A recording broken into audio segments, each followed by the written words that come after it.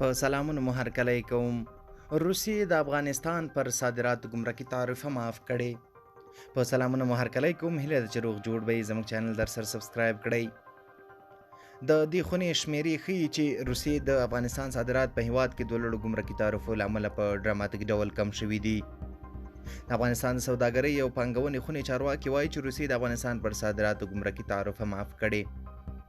روسیې د طالبانو په مشرۍ د افغانستان د سوداګرۍ په برخه کې د صادراتو ګمرکي محصول معاف کړی. د افغانستان د سوداګرۍ او پانګونې خونې مشر یونس محمد وایي چې د افغانستان دغه مواد چې روسیې ته لیږدول کیږي دا پرېکړه تېره اونۍ په کابل کې د روسیې سفارت له سوداګریز اتشې او روسیې سوداګرو سره په مجلس کې ده.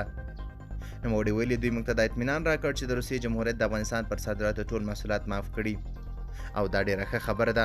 مومند وایي چې ډیر ژر به روسیې ته د صادراتي توکو لیست خپور شي او د لیست له بشپړېدو سره به روسیې تر افغانستان صادراتو د ګمرکي تعرفو لغوه کولو بهیر پیل شي.